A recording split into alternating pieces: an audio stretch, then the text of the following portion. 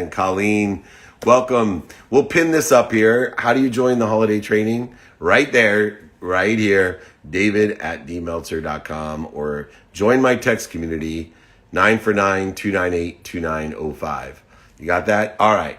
Very good. Training is on that. If you missed any of our trainings, they're all featured on Spotify. That's right, featured there. Just go look up the playbook. If you want any of, hi Tina, if you want any of our books, guides, exercises, they're all free, david@dmeltzer.com. If you want a quick Christmas present from me or a holiday gift from me, just email me, david@dmeltzer.com. I will sign a book, send it, and pay for shipping just for you. David, how does your mentorship with you work? Just email me. I have free trainings, I have private groups, and I have one-on-one. That's how it works. It's month to month and guaranteed profitability. Email me if you're interested, david@dmeltzer.com. Let's take a couple questions as we are getting here. Let me see here. Would you be happy to live to over 100? Absolutely. I'm going to live to more than 111. I was born on January 11th. I'm not limiting myself anymore. Absolutely. No reason not to. As long as I'm healthy, happy, appreciative, and gracious, I will live as long as I can, as long as I'm happy, healthy, appreciative, and gracious. I want to live as long as I can in that state, and you should too. Here we go. Do you have any hobbies growing up? Yeah, I started with bottle cap and then went to baseball collection. Don't ask me what a bottle cap collection was, but when you're poor, that's, I guess, what you collect because they were free. So I would get as many different bottle caps as I could. And then baseball cards. Love that. And then, of course, all sports playing I consider to be a hobby. I'm not sure it's a lifestyle. Who's been your biggest influence in 2020 and why? Wow, that's a great question, by the way, Gigi. Thank you. My biggest influence, probably Napoleon Hill still. Just studying Napoleon Hill, and that it was a great influence on me. Just what I've learned there. There's been so many great influences. Wow. Always, my wife's been a great influence on me as well. Do you have any advice for people with complex PTSD? Meditation and seek professional help. I know meditation, CBD, variety of solutions are out there, but seek professional help. I'm not a professional, but I do think meditation helps being able to find your center. Is money the root of all evil? If you buy the wrong things, it can be. If you buy the right things, it is the biggest asset you can have. Money does not buy happiness or love. Money is not evil. It's what you do with it. It allows you to shop, though. If you shop for the right things, you'll be happy. If you don't, you'll be unhappy there. Look in there. Let me see where I'm at. Okay. Let me see. Get one more question. And thank you for getting these going, everybody. Here we go. What book do you recommend and what are you reading next? Book I recommend, James Clear, Atomic Habits. People like hard, they don't like long, and that's the problem with New Year's Eve. Make every day your New Year's Day. Have a New Year's resolution by taking inventory of your values. The next book I'm going to read, I haven't decided yet. I've been sent so many. So my favorite sport is football, American football. That's my favorite sport to watch and to play, but it's hard to play when you're 52. Let's see here. Jakey Bakey, Atomic Habits by James Clear. You got it.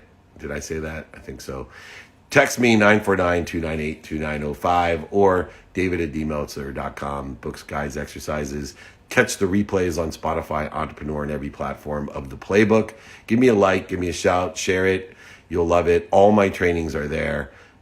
So everything from sales training to pitch training to RIC to holiday training this Friday. It'll all be there for you. Last year's, it's all there. You can check it out and binge watch it if you like. All right. I am looking for Allie. Let's see here. Hopefully I will. It's 8:05. Jakey Bake. Is Allie Burke here?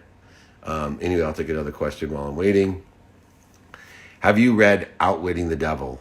I have not, but that is a great book I've heard. So I'd like to check that out. A little bit of Machiavellian book. Not too bad. If you could give yourself advice at 30 and 40, what would you say to yourself? Same as 20 and 10. Be radically humble. Ask for help. be radically humble, find someone in the situation you want to be in, and ask them for directions on how to get there.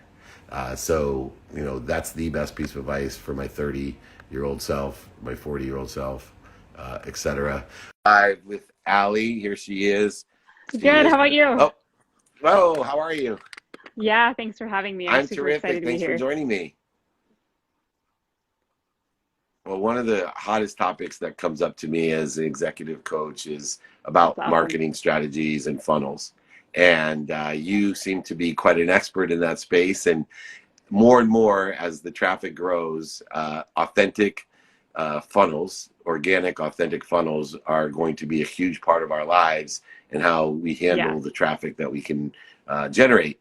What are some of the tips that you have for people at the very beginning who don't really understand what a funnel is used for, what parts of their business it could be beneficial in? Yeah, What are absolutely. those So pieces to of advices piggyback on that you what you were get? just saying about humility, I mean, really listening to the people that you want to serve and being clear on who those people are. That's one of the biggest places where people can jump in is just getting inside of the communities that they want to serve and listening to what their problems are and what questions they have and coming at it from the perspective of what can I help them with? What can I answer for them instead of what's my expertise or what great knowledge do I have to offer? Because so many times we're coming from the expert perspective and we know everything but we're not actually listening to people. So a lot of people create sales funnels for products that their audience doesn't even think they need yet because they're not aware enough to know that that's the solution. Right. No matter how great the funnel is, if there's not a need, it's Yeah, not going to work, no matter how much money you throw at it. exactly. And they put the cart before the horse.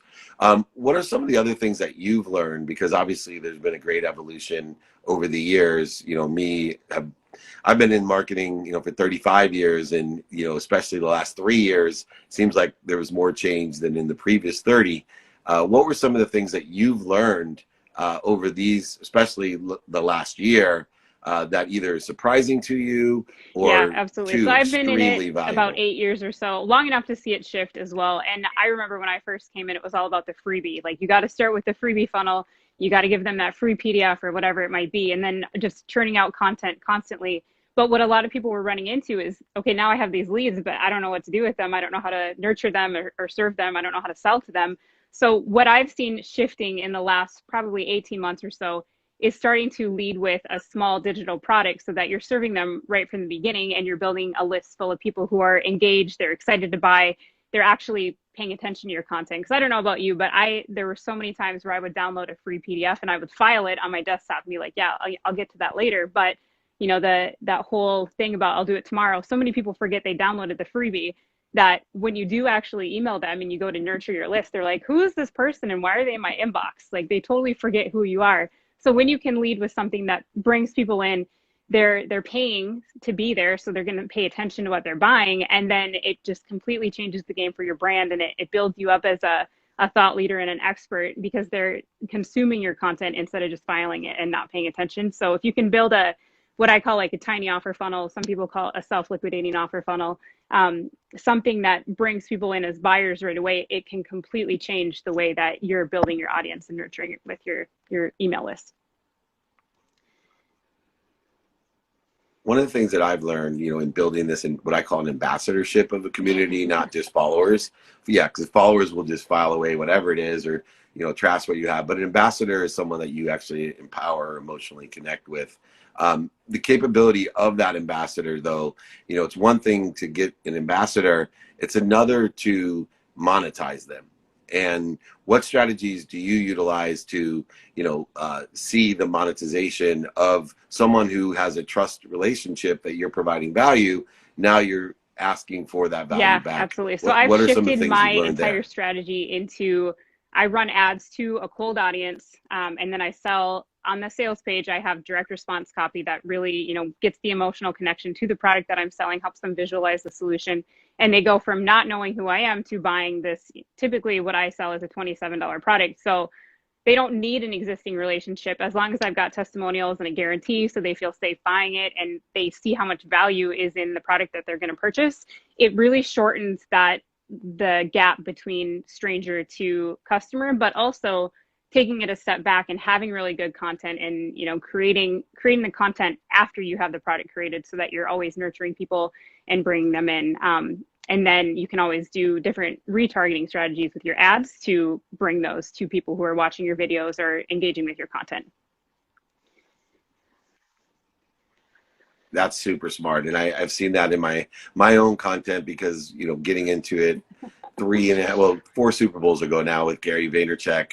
I had no idea in my strategy. Obviously, I don't sell anything in that respect, but it was still, I felt the same way that, okay, I have this huge community asking me for things. It would have been nice to actually have something at the beginning to Right. give them. Now we're working on that as well. One of the things that I've learned, especially on the social media side, last 4 years, is I don't think that people realize the size, scope, and scale of the addressable audience. I think that we are so early that people have no clue what they're doing. They are guessing all the time, and they're just supported by the fact that you went from, I'm selling my product to Zionsville, Indiana, with 300,000 people, to 4.4 billion people around the world have access to my information. And I don't think that people, I'm old school, obviously a little bit older than most people doing this. I see it as an extraordinary opportunity that as we grow and figure it out in the next decade, the people that are early on trying to figure this out will start to appreciate, holy Yeah, it's moly, do amazing. we I have a just saw huge somebody post audience. something the other day that was like, if you don't think you have a big following, think about 30 people being the size of a classroom and 100 people being the size of, a stadium or an auditorium. And when you visualize it that way, it's like, oh my gosh, the last conference I was at, there were 5,000 people there, and it seemed like a crazy amount of people. But when I look at how many tiny offers I've sold, I mean, it's been an audience of, I think we're at 17,000 people and counting. So it's like one tiny drop in the bucket for what's actually Yeah, possible in the world. It's just crazy. I do that exact. It's so funny. I do that. I've been blessed to be speaking for so many years that, like, my guys were, disappointed in some of these virtual speeches. They're like, "Oh man, there's only like 13,000 Only. people," and I'm like, dude, if somebody a year ago would have hired me to Yeah. go to a arena, right, and sell out Staples at 13,000 people and said, Dave, you're going to speak for an hour at Staples with these other Right. people, like, I probably would have just done it because it would have been so cool. But people lose perspective of the size, scope, and scale of what those opportunities. And I love the fact that you're not tripping over, pennies to get to dollars, that, you understand 17,000 times 27, is a great audience. And a big portion, if you provide great value, a big portion of the 17,000 will buy a $97 product, and then Yeah, into a $1,900 product exactly. eventually, if you keep providing the value. How important is it to manage expectations?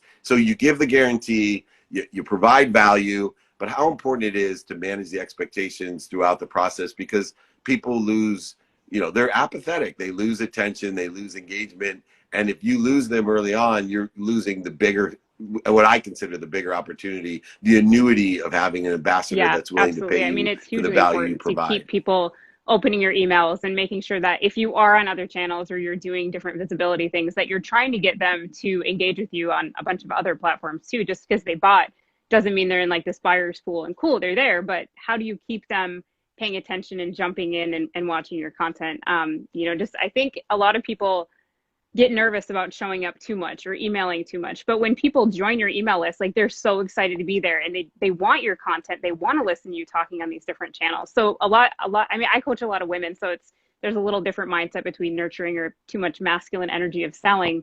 I think helping people shift into that, it's okay to be visible. People are choosing to be there. They're choosing to pay attention to your content. And if they're not, they can leave. Like there are a limitless amount of people that you can help and reach and impact with your message. So I think that was a big shift that I've helped a lot of my students make. Yeah, I think that is the scope, scale, and size opportunity that people are so worried, because a few friends that they are, followed by, are true ambassadors. They get a feedback of, oh man, you're emailing too much, or I just have to say, stop posting, you're annoying, and these are people you care about. And meanwhile, I'm like, you haven't even reached the minimum until you've literally annoyed Right. the people who are closest to you, because it takes so much attention. There's so much noise out there. You got to post. That's a huge lesson that I've learned. Gary, who has mentored me from the beginning, day one, when I have my little sessions, which are only 5 minutes, he looks at my Instagram every time. At the very least, he says, you don't post enough. And I'm like, you're killing me, dude. Like, people are going to be sick of me. And, I remember a guy in San Diego, really popular guy years ago. Dave, you're posting too much. As a friend, I'm telling you, you're posting too much. And I'm like, as a friend, just please don't follow me, because I need to post as much to build an audience to empower over 1 billion people. It's not going to happen with one post a day. Anyway, where can people find you if they want marketing strategy? Absolutely. So my email, one fortunate thing about having an odd last name is that I've mastered all of the handles under my name. So you can find me at, It's an odd last name, but I'm sure you were teased as a little girl. Right, it's even better. BJERK. Oh, you're married. God, so your husband's probably a very radically humble person. He knows how to handle it. So it's Allie Bjork. My website's alliebjork.com. All the social handles are pretty much the same. So Instagram is where I like to hang out the most. Yeah. Very cool. Don't let the spelling fool you. She's no jerk. That's for sure. Awesome. It's Bjork. Thanks, David. Thanks. Thank you, Allie. Keep in touch with me. Come back soon. Take care. Sure. All right. I think those funnels are so important. I'm still trying to figure it out myself. And I want to thank Allie for that. Email me. There you go, alliebjork.com. David@dmeltzer.com. As you're joining our community, you can see it above me. 949-298-2905. All righty, let's take a few more questions here as we're moving and grooving. What do you think about Machiavellian strategic people? Look, I try to understand everyone and pray for their happiness. I think that people that are Machiavellian don't understand that everybody's a sponsor or a power sponsor. They don't have to be a gatekeeper. Machiavellian behavior is because people see resistance, effort, and void, shortages, and obstacles between us. A tree has no branches. And so you don't need to, and trust me, I've studied Machiavelli, utilize overselling, back-end selling, lying, manipulating, and cheating as a young person. Doesn't work, right? You're just getting out of line. You go to the back of the line. You need to look at people and understand, help them, pray for their happiness, and you'll be far better off as we go forward with that. Let me see who we are here. Cool. Well, it's 8:15 already. Danielle has a quick question for me. Is she in here? Let me see. Danielle at Culture Spun. Go ahead, reach out. If you have a question, Danielle, Alma Ocean's here. So, yeah, sorry. They gave me the wrong number. Jakey Bakey, man. There we go. Sorry, there we go. Danielle Hodge has a question for me. Hey. Hey. I'm sorry. They gave me the wrong name. I'm looking for something else. I'm like, Alma Ocean. That's I saw that. I was like, are you going to go live with Culture Spun or me? Yeah, we're going live. You have a question for me. What is it? Yes, I do. So you may have peeped and saw that I've got some really cool pool inflatables. That's the business that I launched during this COVID time. Just think Fun Boy Inflatables meets culture. And I know I belong in this space, and especially with all the work that you have to do in this space, I feel like the hardest challenge for entrepreneurs is putting the pieces together and finding a good path and to position yourself in front of the right people. And I launched on Kickstarter last week actually. And so David, I'm just tapping into your entrepreneur brain and hoping that you could share some insight and some tips about meeting my crowdfunding goal. And so my question to you is, what are your top tips for spreading the word in order to meet my goal for crowdfunding and get on the radar of the right investors? And maybe is there a community I can tap into for mentorship as well? Have you heard of Launch Boom? Launch Boom? Yeah. No. Yeah, so you got it. So Will Ford is an incredible CEO. He's actually a judge on my TV show. We have a TV show called 2 Minute Drill, which I'd love to have you try out for. It's on Bloomberg. It's on Amazon. It launches January 8th, but we have season 2 in June. I would reach out to Launch Boom before you do anything else, because right now you need to stop. My experience has been you need to have the community before you do the Kickstarter campaign. You need to do a lot beforehand to guarantee the success that you have. And LaunchBoom is the greatest company I know out there that assists on. There's LaunchBoom School, there's LaunchBoom, and they have relationships to help you get featured. By far, I have just changed your life and your trajectory because these guys are incredible. They do 6-7 figure fundings. They position you in the right way. And yes, your product is one in which then after you go through the LaunchBoom cycle and you do extremely well, investors will dive in. If you have a successful crowdfunding campaign, there's no problem raising money because you've proven that there's an audience and a community that wants your product. So people will invest in you to accelerate your branding, marketing, distribution. So my piece of advice is reach out, just email me. I'm going to personally introduce you to the CEO, Will Ford. Great. And then you just have to promise me you're going to try out for my TV show next season. Promise done, accepted. Awesome. I love it. David at themeltzer.com. It's right there, right below. And yeah, well, that's all you got to do. Check out if anyone's thinking about it, build your audience first. Use a company like LaunchBoom if you can, because they will guarantee your success. They won't let you be unsuccessful. They literally will make sure and tell you up front, don't do a campaign you're wasting your time or money. But I know from my experience that this is a product that will sell in a great crowdfunding campaign. So I look forward to seeing you on my TV show. Reach out to Will Ford. Thank you so much. See ya. Thanks, David. Bye, Danielle. Thank you. Bye. Almotion. Check it out. Fun pool toys. Those do really well on Amazon as well. I have a friend who sells millions of dollars of pool toys as we go. All right, where are we looking here? Go ahead. I'm going to grab, let's see here. I'll take a question. So many different things going on. What is your favorite football team? The Los Angeles Chargers, because it's my 10-year-old's favorite team. I wanted to trade teams, but he won't let me. All right. Best lesson you learned from playing college football? Best lesson, two things. In the actual game of football, your hands are the defensive player, your hands are the most important thing. So if everyone's running to the football and you use your hands, then no matter if you're the Tyreek Hill, the fastest person in the world, he cannot pull me and outrun everybody. So if I can hang on to someone, more important than a big hit is strong hands. In a life level, I learned the consistent, persistent pursuit of my potential. I learned to enjoy the consistent, persistent pursuit of my potential. I lead like one of my great coaches, the defensive coordinator at Occidental College, Gary Echeverry, who coached in the NFL and the CFL, but he pushed me, right? He taught me the toughness of the butterfly, that, you know, he's not going to cheat me, that if he didn't care so much about me, he would have just left me alone. And I saw him leave other players alone, and he was on me all the time to bring the best out of me. He saw potential in me, and I hated him, and I love him now. I'm Coach Weedoff, Coach Echeverry. I'm just so grateful for both of them for teaching me about life and how to lead and to be an intelligent follower, to be a teammate, to be radically humble, all of those things. Here we go.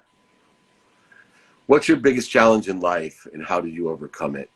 Practicing ending fear is the biggest challenge. I haven't overcome it yet, but I am practicing by identifying the fear, stopping when I'm in ego-based consciousness, dropping down to center by breathing, and then rolling in my right trajectory.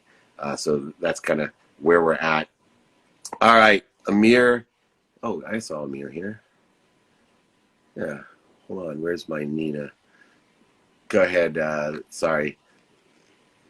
Have you read Make the Big Time Where You Are book by Frosty? No, I'd like to. You want to send it to me? I'll read it. That's awesome. Amir, I'm looking for you. I think this is it. Nina Breeze. Yep. All right. Let's bring my friend Amir in here. So we are the co-founder and CTO of Breaker. There he is. Hey, how you doing, David? Good, man. Thanks for joining me. Thanks for having me. Nice to be here. That's a freaking nice hoodie, man. I like that thing. Appreciate it, man. One of my friends made it for me. I like to buy things my friends make. Yeah, me too. I'm just blessed to have so many talented friends. Sure. Like you, by the way. So give Appreciate me it. an idea what you got going on with Breaker. Yeah, for sure. Music Breaker is a two-sided marketplace that me and two of my co-founders and my brother created to help independent artists reach influencers that they're trying to get their music to. One of the things that we saw in the market is that obviously record labels have massive reach and massive resources to be able to reach these influencers, but at the same time, there's a lot of really good independent music out there that needs to get that same opportunity. So we tried to find some of the pain points that influencers or DJs and kind of social tastemakers were finding in terms of being able to actually listen to and accept the music from independent artists. And we just created a tool called Music Breaker that allows to streamline that workflow so that everybody can have the same opportunity that the majors have. As well as, we have a few record label partners that we're talking to that can also utilize the tool. Breaker's not here to get rid of management. It's not here to get rid of the record labels, but it's more so here to help streamline a process that's already taking place.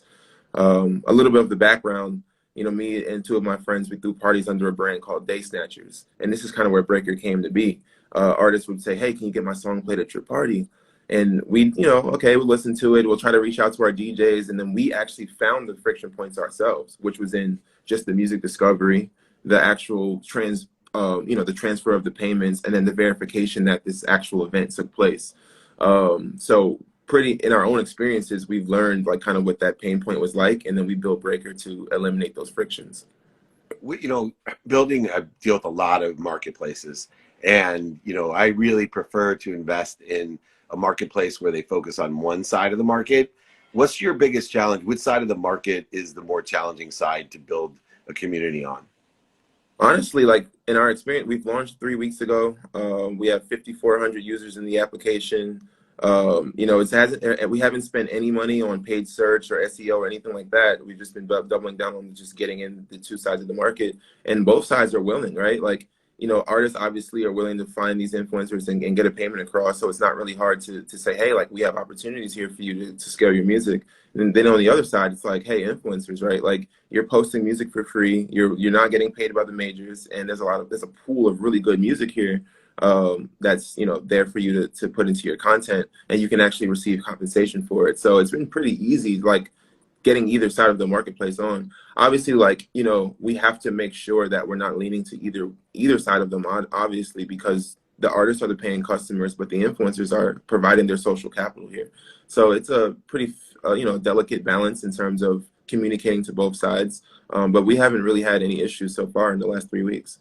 Is there any commercial opportunities, like guys like me that would want to use it for my TV show or podcast music, or is there an audience like me that's available to For purchase sure. that music? Yeah, we've actually we've run a few of these pilots. One of our partners was Fashion to Figure. They're a brand under like the Lord and Taylor company. Yeah. And they've licensed some of the music from our artists, and they've actually got paid up to $1,000. Some of them, I think, we've paid out about $4,000 to artists. So it's not just artists paying influencers either, right? I think one of the campaigns we did with one of the artists that we ran it with was Latasha out of New York, and Fashion to Figure, they have a great relationship now. They're on doing their own thing, so she's made her own connections with them, and she's been in their New Year's Eve campaign, driven I think up to 500,000 views on Instagram for her. So it's proven to work. Yeah, really, I'm gonna use it myself because I'm always looking for music that no one's heard of. You know what I mean? Yeah. And a lot of it's powerful, as you know. There's huge talent out there. They just need exposure. Absolutely. And obviously, for a company or a production like I do, it's far less expensive than licensing Don Lennon. And a lot of it's really good. I mean, Really honestly, good. a lot of it's really good.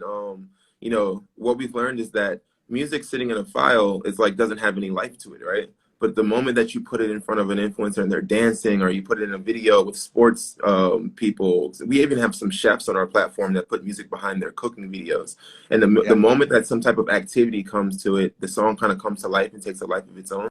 And that's when we realize that a lot of these artists just need that opportunity to have.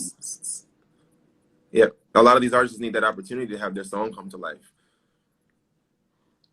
Yeah, no doubt, and it does bring that emotional attachment to the content far beyond what you can do. If you don't believe me, anybody that runs, try running without music and with music. It's the same impact when you're marketing. Exactly. Marketing without music, compared to with music is like jogging without music. It really is. And how Exactly. do you guys, last question, how do you guys monetize, and make money yourselves? And are you looking for investment? Yeah. So, we take a 10% platform fee similar to a lot of other marketplaces. I think ours is actually on the lower end. And even when you think about entertainment in general, management fees, a lot of these artists don't have managers, right? So the tool is actually their management in terms of their music promotion. And on the influencer side, it's the same thing. There's management companies for them, but those management companies are taking 30, 40% sometimes, like, from our research. So we figured 10% was very, very gracious of us, honestly. And we think that, we're a software company, right? We're not building to try to take off of people's income. We want them to actually receive the income. It doubles down on the value of the marketplace, and we can build for scale. Yeah, so right now we've got into Andreessen Horowitz accelerator for TXO. Yep. So they've Real deal. given us a pretty, thank you. They've given us a pretty good investment. A lot of our other investment partners, family, friends, offices, and things like that. So we've raised about 650 so far in pre-seed. And Nice. I think we're looking for our seed round in around February. We're just going to continue to grow, find the pain points in the product, scale the product, and build our community. But around February, we're going to be looking to launch a seed round. Yeah, well, you'll do very well in that, and make sure you reach back out to me so we can get you back on here as that comes about. Any last pieces of advice or ideas that you have that you'd like to share with us about the company? Yeah, I mean, you can just check us out on www.musicbreaker.com. Breaker spelled Breakr, no E, no ER. Yeah. And yeah, if you have any friends or musicians that want to get their music heard, we have, I think, 150. We've only onboarded 150 of our influencers because we're slowly letting them trickle on so we can learn the product. But there's a lot of great opportunities there.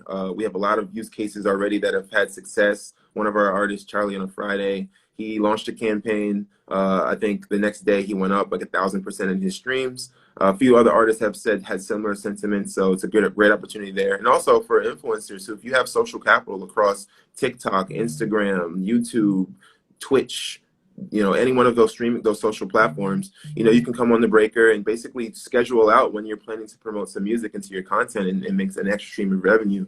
We're international, so we had one of our higher end TikTokers. He's made about $1,300 so far. He lives out in Armenia. It's like we're meeting people across the world, so it's been really fun. If you know anybody that's awesome. interested or this marketplace fits for them, just send them our way.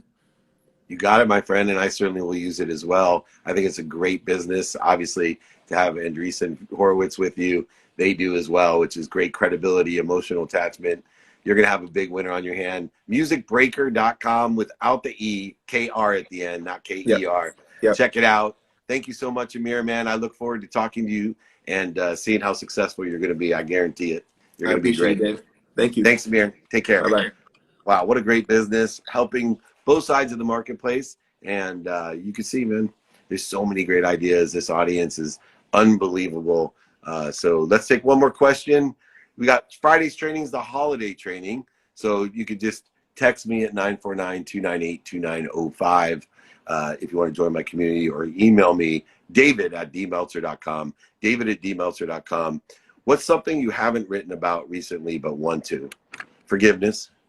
I have not written about forgiveness, but I want to talk about the peace and certainty that comes within the context of forgiveness, how the perception and perspective has changed through forgiveness, how important forgiveness is. I have not talked about it enough. That'll be 2021's messaging to help people learn not only gratitude, which has always been the primary focus of what I do, finding the light, the love, and the lessons in everything to enjoy the consistent, persistent pursuit of your potential, but forgiveness, forgiving yourself and allowing yourself to live in peace and certainty through forgiveness. What a great way to end. Thank you, everyone. I'll see you Friday, holiday training. If you miss it, don't worry, like all the other exercises, guys, books on pitching and sales and 2-minute drill, anything that you need, try out for my TV show. It's on Bloomberg. It's on Amazon. Just go ahead, email me, david@dmeltzer.com. It's free Friday trainings. Join me. Love to see you there. We're empowering over 1 billion people to be happy. Remember, everyone, be kind to your future self and do good deeds. We'll see you tomorrow, 8 a.m. Thanks so much.